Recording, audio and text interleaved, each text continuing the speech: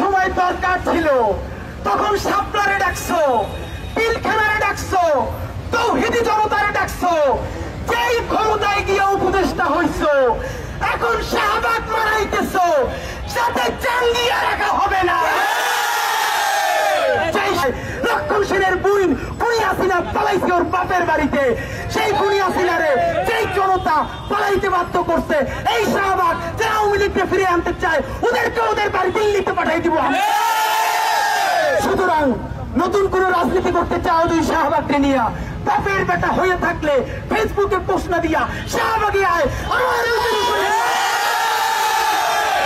রক্তের উপরে দিয়া আমাদের বুকের উপর দিয়ে তো শাহবাগ মারানো লাগবে শুয়োরের বাচ্চা। আপনারা বলতে পারেন মূলধারার একজন মানুষ শুয়োরের বাচ্চা কেমনে বলে?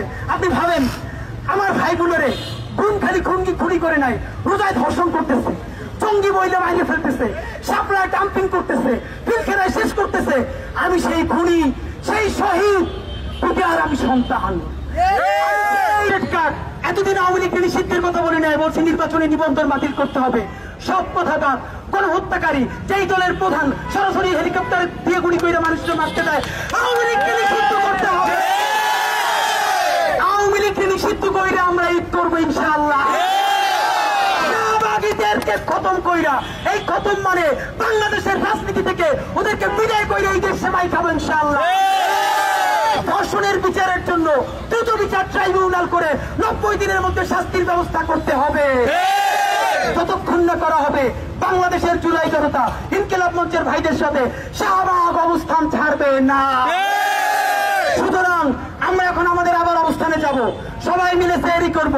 আপনাদেরকে একটা কথা জানতে চাই, যদি বলি ইনসাফের বাংলাদেশ করার জন্য, শহীদদের রক্তের দাম আনার জন্য, পিলখানা শাপলা জুলাইয়ের শহীদদের ইনসাফের বাংলাদেশ রাষ্ট্র করবার জন্য আমার 100 লোক লাগবে যারা ঈদের দিন পর্যন্ত আমাদের থেকে ছেড়ে যাবে না। কে কে রাজি আছেন? চলে চলো চলো চলো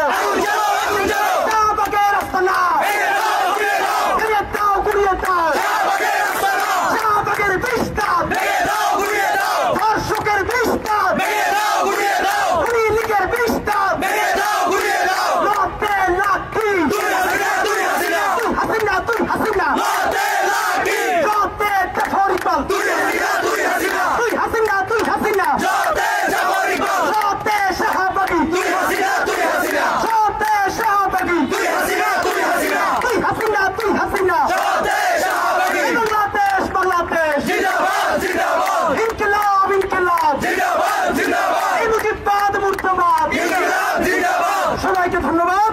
সবাই আমাদের সাথে যারা থাকবেন, রিকশাওয়ালা ভাইয়েরা, ভ্যানওয়ালা ভাইয়েরা সেহরি করবেন। আমরা এখন এখানে সবাই বসবো, আপনারা সবাই চলেন আমরা একসাথে বসবো। আল্লাহ হাফেজ। সবাই শান্তিপূর্ণ ভাবে যাবো।